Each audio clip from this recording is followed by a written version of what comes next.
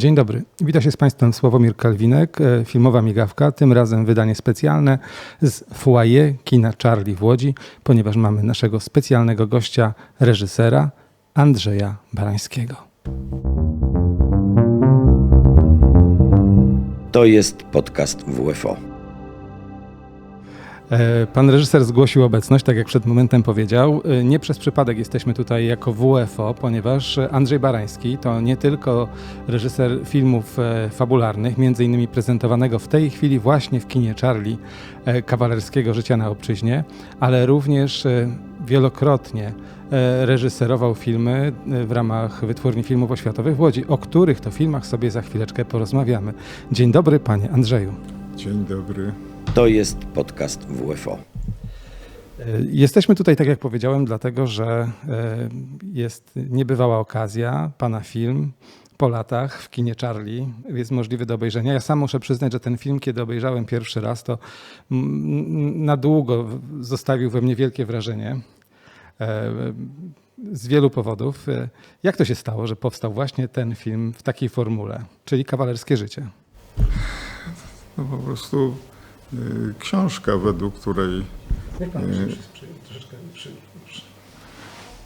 według której powstał scenariusz, jest, no, mówiąc skromnie, niezwykła.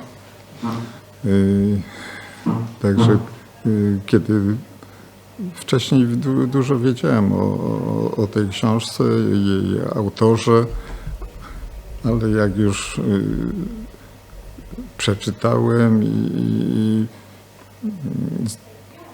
zobaczyłem, że to jest znakomity materiał na film, chociaż nie wszyscy tak uważali, ponieważ autor to w chwili, kiedy pisał, to taki był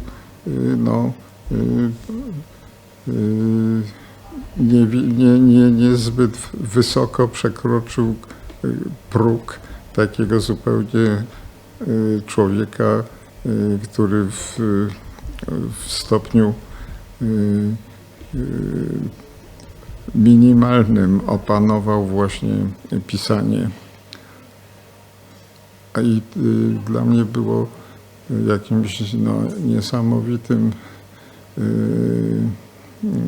spotkaniem z człowiekiem, który bez żadnych kompleksów przystępuje właśnie do napisania tego rodzaju książki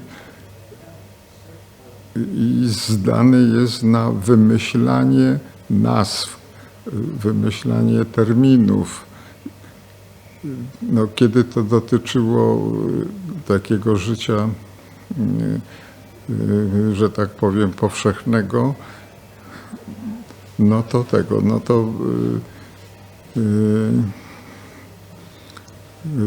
to jakby było przyjmowane od razu dobrze. Natomiast tam kwestie właśnie życia intymnego, seksualnego, autor w ogóle nigdy nie zetknął się po prostu z nazewnictwem takich różnych uniesień właśnie miłosnych, miłości fizycznej. Wszystko jakby to jest jego robota, jego pomysły na jak nazwać tego rodzaju sytuację. Widziałem w tym niesamowitą sprawę właśnie takiego, tu teraz nawet można powiedzieć więcej niż 100% udziału autora w tworzeniu właśnie świata, w którym żył. Czyli on jakby chcąc pisać, po prostu musiał ten swój świat stworzyć już na poziomie właśnie pierwszych słów. jest kolejny film, który ja kojarzę w pana twórczości, który opowiada o ceremonii przejścia w dorosłość, o takiej inicjacji w życie, prawdziwe życie, prawda? No tak. Młody chłopak w poszukiwaniu pracy. Wtedy to nie były kwestia granic, tylko pracodawcą na ogół byli dla takich młodych chłopaków Niemcy. I on, Polak i ci jego koledzy właśnie w sposób niezwykle naturalny, żyjąc w środowisku niemieckim, byli Polakami. Tutaj by się wydawało, że to już może stanowić jakąś właśnie taką markę dla tej historii, ale najwspanialsze jest to, że w sposób tak szalenie naturalny po prostu uprawiali tą swoją polskość. I młodzieńczość, prawda? A przejdźmy jeszcze teraz do filmów, które powstały obok tych wielkich pana filmów fabularnych, filmów, które w sumie, mam wrażenie, w dużej mierze dotyczyły podobnej tematyki. W Wytwórni Filmów Oświatowych realizował pan krótkie filmy, które były pewnego rodzaju przerywnikami w tej twórczości, nazwijmy to poważnej, jakkolwiek to chyba nie do końca tak było, bo ja się bardzo śmieję na pana filmach. Jak to się działo, że miał pan tyle siły, żeby oprócz takich dużych filmów robić takie małe, które wydawać by się mogło, że są małe, ale one wymagały bardzo dużego wkładu intelektualnego, choćby takie wypracowanie. To też jest przecież film, w którym szuka pan swojego języka wypowiedzi i powstaje taki esej, młodzieńczy, świeży, do dzisiaj świeży esej. No w jakiś sposób czekałem zawsze na możliwość zrobienia krótkiego filmu, bo nawet w jakiś sposób tam systematyczny, pracując w fabule, to pomiędzy fabułami zawsze było co najmniej 2-3 lata po prostu przerwy, żeby zorganizować produkcję.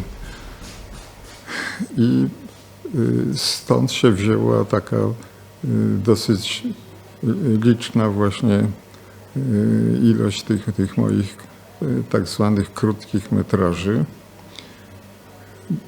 bo byłem przygotowany w tym sensie, że czyli że miałem świadomość szansy, że te filmy były absolutną szansą dla mnie, bo ja nie powtarzałem poetyki tego dużego kina, tylko jakby dla siebie tworzyłem pewną poetykę właśnie tych filmów 450 metrów, prawda? I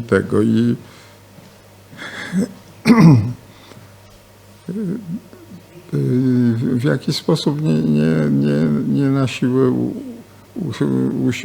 że chciałem ustalić jakąś tam swoją indywidualność, natomiast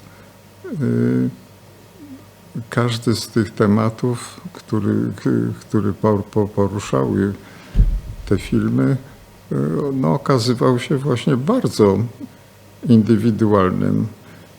Także nawet specjalnie nie mogłem liczyć na jakiś szeroki czy bardzo szeroki odbiór, ale te filmy jednak znajdowały odbiorców i zrozumienie. Zresztą u mnie nie była kwestia, że to miały być trudne filmy. Wprost przeciwnie, po prostu tą taką dla siebie odkrywczą poetyką, stylistyką i tak dalej tematy tych filmów sprowadzałem do tego, że były łatwe do przyjęcia. Były pewnego rodzaju wypracowaniem, takim jak to, które jest tytułowym wypracowaniem opowiadającym o świecie i o samym bohaterze. Te filmy są w pierwszej osobie, są esejami filmowymi. A na ile ta poetyka, o której pan mówi, ta odkrywana dla siebie poetyka, to jest pokłosie tego, że oglądał pan, nie wiem, chociażby nowofalowe francuskie kino? Tutaj właśnie jest coś takiego, że ani z mojego uporu, ani z desperacji jakiejś nie powstawały te moje filmy. Tu raczej była tylko zgoda na to, co mnie się podoba. Mianowicie czasami już po realizacji jednego z filmów zakładałem, czy chciałem po prostu założyć, że następny zrobię taki jak wszyscy, ale jak przychodziło do, rzeczywiście otwierała się jakaś możliwość właśnie zrobienia, to absolutnie już tylko słuchałem siebie. Już nie było żadnych odniesień i nawet podziwiałem, powiedzmy, nową falę francuską czy inne i doceniałem, szalenie mi się podobały, ale one nie miały dostępu zupełnie do tego rzeczywiście mojego wysławiania się kinowego. Ja myślę, że tutaj bardzo ważne jest też to, żeby podkreślić, że filmy zrealizowane przez pana mają bardzo specyficzne poczucie humoru, takie naprawdę wyjątkowe, oryginalne. Na zawsze zapamiętam ten dowcip na przykład z wnętrzem ubikacji, gdzie tak jak trójkąt na drzwiach, tak całe wnętrze ubikacji składa się z trójkątów. Po prostu trójkąt to trójkąt, w środku również. I wiele innych absurdalnych dowcipów, które też przypominają Monty Pythona na przykład, ale pan nie jest wulgarny. To jest bardzo ciekawe, że i te dowcipy się w ogóle nie zestarzały, w ogóle. W ogóle bez humoru sobie nie wyobrażam startu do jakiejś właśnie własnej pracy. Dlatego, że dopiero przez właśnie tą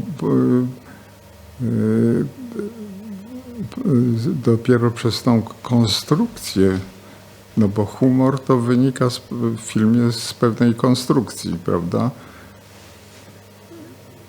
Dopiero tam, jeśli w sposób właśnie naturalny powstaje sytuacja, że przynajmniej część widzów odczytuje to jako takie opisywanie rzeczywistości poprzez poczucie humoru.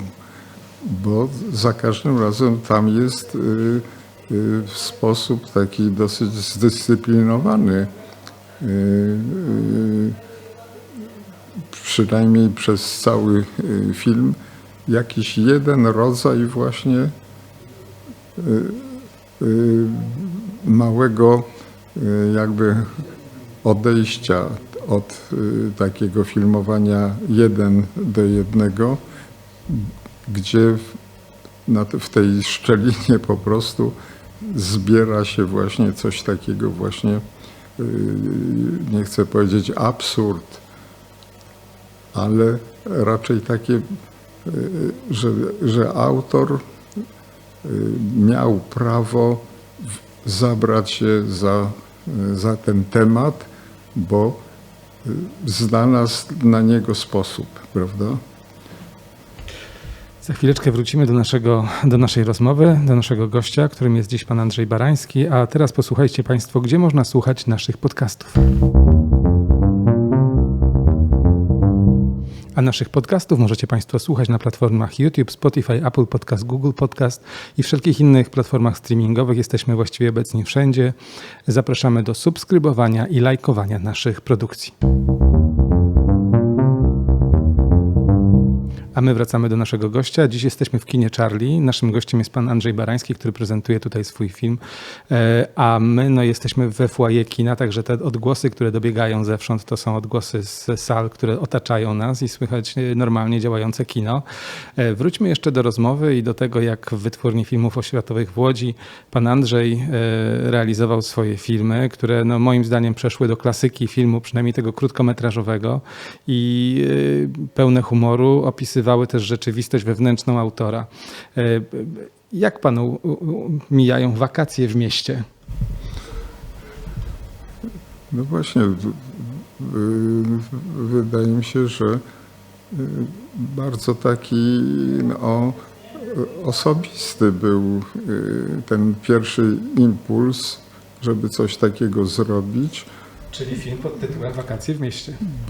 Bo pochodzę z małego miasteczka, więc była taka forma właśnie, że dzieci z dużych ośrodków po prostu wysyłano nad morze, w góry.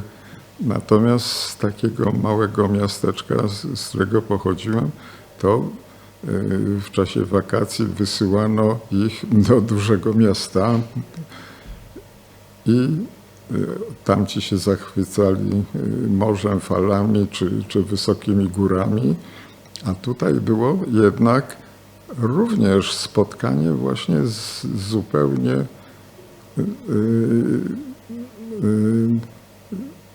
światem nieobecnym w małym miasteczku, bo kwestia udziału postępu nowej cywilizacji, czy już tylko urządzeń technicznych, była taka, że te cuda, które właśnie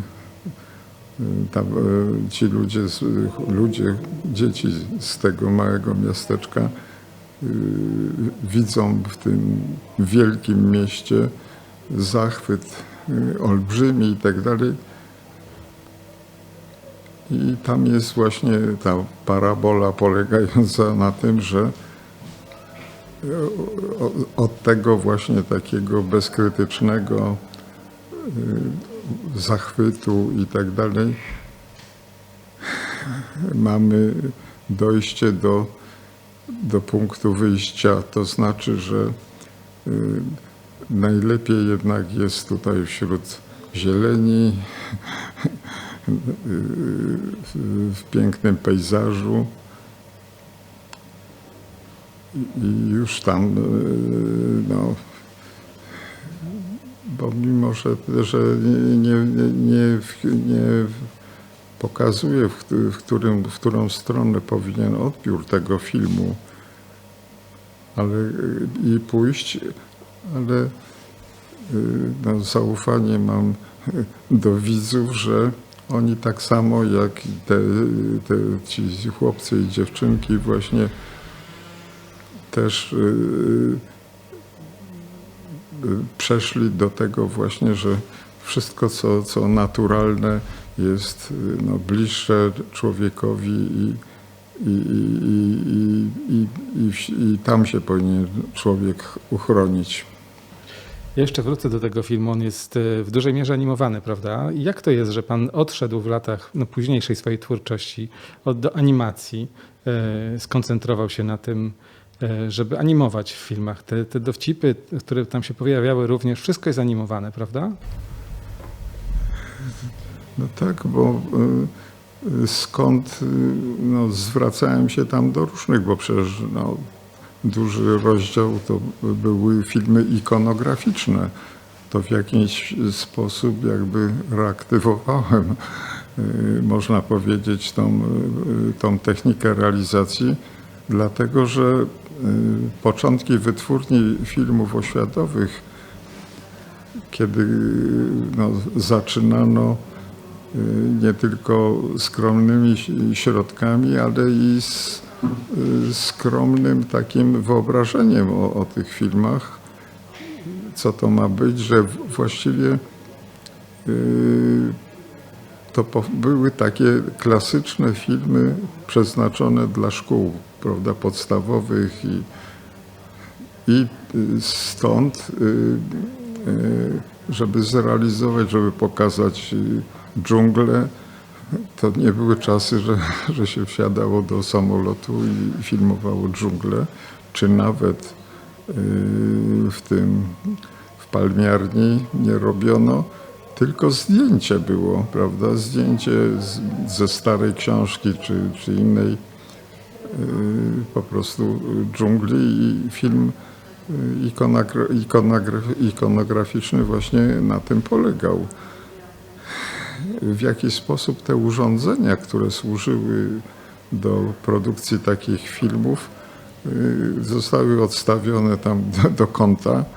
No więc ja tam z tymi współpracownikami z oświatówki wyciągnęliśmy je, dlatego ten stół do takiej właśnie animacji ikonograficznej, stół, który tam no, kiedyś jakimś takim cudem był, że można było zrobić, że obrazek odjeżdżał w prawo, w lewo.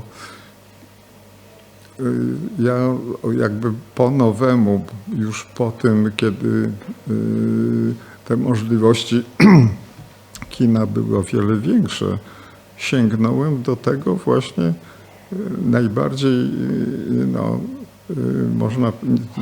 chciałem powiedzieć prymitywnego, ale to wcale nie. Do tego najbardziej wyszukanej prostoty opowiadania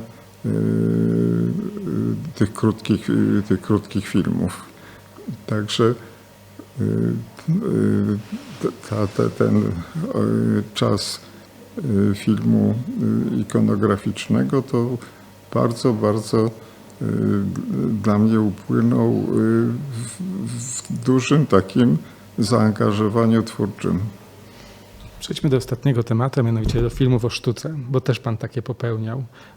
Jak to się stało, że nie powstał film o Tadeuszu Kulisiewiczu, a materiały jednak powstały w dużej mierze? No tak, Tadeusz Kulisiewicz, nawet banałem jest mówić, że to taki genialny, wspaniały artysta, bo właściwie cały świat go takim przyjął. Czy w Ameryce, powiedzmy, środkowej, bo bardzo Meksyk mu się podobał właśnie do dnia dzisiejszego. On jest w pewien sposób żywy. Po prostu zaimponował tamtym znakomitym przecież tym artystom. Ale gdziekolwiek podążał z tym swoim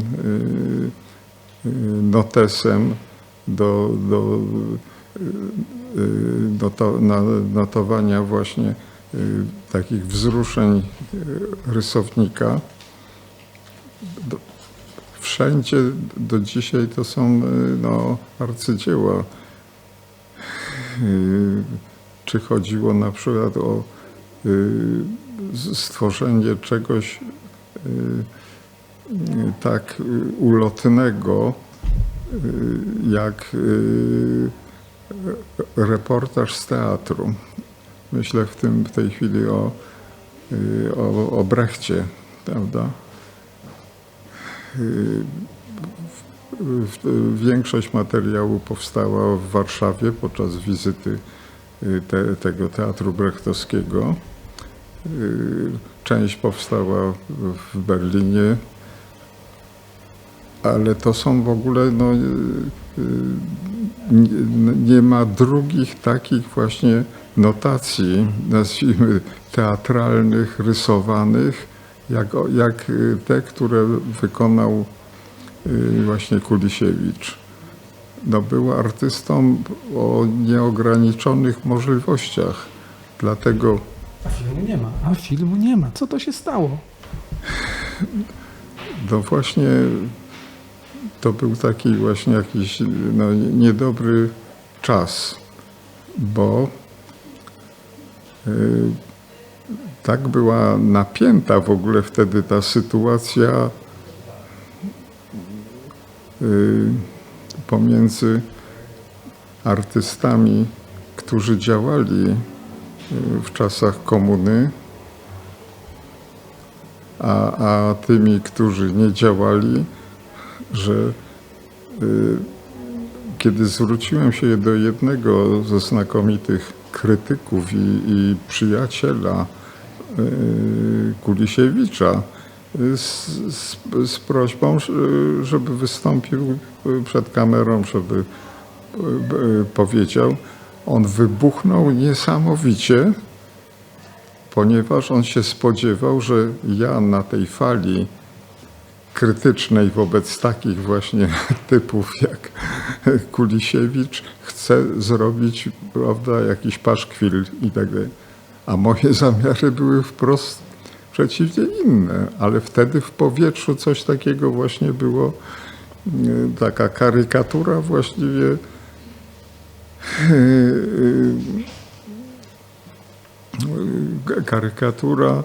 i tego, co wcześniej było, i tego, co okazało się, że i teraz wystąpiło w takim absolutnym niezrozumieniu. No i stało się jeszcze coś takiego, że liczyliśmy na pieniądze, ponieważ jest od wielu przecież lat, że któryś tam powiedzmy rok, prawda, to jest Maria Konopnicka, Matejko, powiedzmy ktoś tam. No i było przez ministerstwo i międzynarodowe, to zapomniałem, UNESCO właśnie, że ten rok, o którym tam byliśmy zainteresowani tymi pieniędzmi i tak dalej, tak, że to jest Kulisiewicz i ktoś tam jeszcze. No, kiedy doszło właśnie już do rzeczywistej realizacji tego, okazało się, że wszystko tak, jak miało być, z wyjątkiem Kulisiewicza.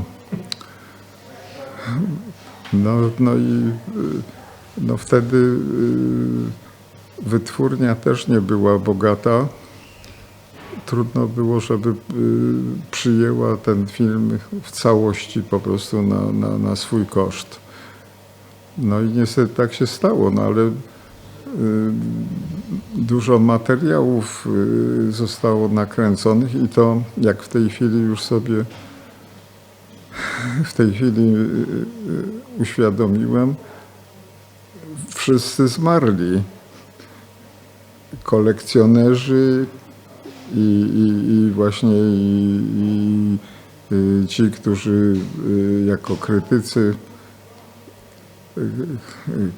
koledzy graficy. No ale fantastycznie, że ten materiał jest. Nawet Andrzej Żelazowski podjął tam inicjatywę, żebyśmy... Kierownik produkcji. Tak, żeby wrócić do tamtego projektu. Ale wtedy nagle okazało się właśnie, że szalenie istotny taki materiał nakręcony w Kaliszu, gdzie było i podejrzewam, że może jeszcze jest, powinno być Muzeum tego Tadeusza Kulisiewicza jako Kaliszanina. No tam było nieprawdopodobne zgromadzenie rzeczy, których się nigdy nie ogląda, mianowicie te prywatne wszystkie notatki w zeszytach, na kawałkach papieru, na bibułce i tak dalej. No tam zadaliśmy sobie trud, zresztą to kierownictwo tego muzeum też było zachwycone, że powstanie film i nakręciliśmy olbrzymią ilość tego materiału i po prostu zaginął, ponieważ realizacja filmu była odsunięta. No, powstało jakiś czas taki pomiędzy, kiedy robiliśmy te zdjęcia, a kiedy znowu żeśmy sobie przypomnieli o tym, że trzeba jednak ten film zrobić, bo przecież to były wyjazdy na koszt wytwórni. No, a wtedy okazało się, że tego zeszytu nie ma, a no, planowałem, że te wszystkie właśnie rozmowy, które z tymi artystami i innymi świadkami życia Kulisiewicza, no, w sposób jakiś taki znakomity łączyły się z tą taką odręcznością tych jego notatek właśnie plastycznych, że to nie tylko by było dzieła, które wiszą w najlepszych galeriach na świecie, a również w Polsce przecież nie ma muzeum, żeby nie było Kulisiewicza, ale wszyscy znają to.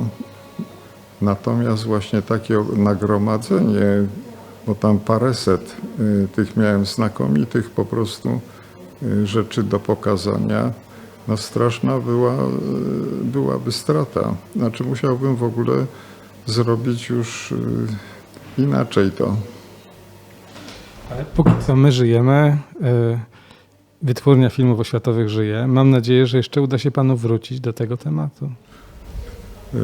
No tak, odszukałem wszystkie swoje właśnie notatki, te zeszyty, które na bieżąco robiłem, bo każda rozmowa z jakimś tym człowiekiem z kręgu Kulisiewicza to posuwała tą realizację właśnie do lepszego miejsca niż ja zaczynałem.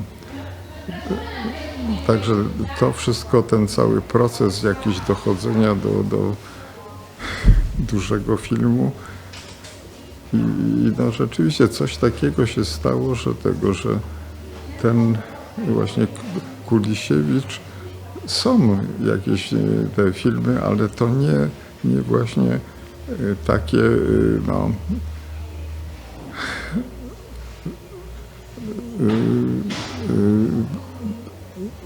wprowadzające po prostu filmy wprowadzające do genialności tej jego twórczości. Myślę, że musimy już kończyć powoli, ponieważ słyszę odgłosy z boku. Myślę, że za chwileczkę to miejsce się zaludni, ponieważ kończą się seanse. Dziękuję panu serdecznie za to spotkanie. Wiem, że przed panem jeszcze ciężka próba, bo za chwileczkę spotka się z publicznością, która licznie przybyła na film.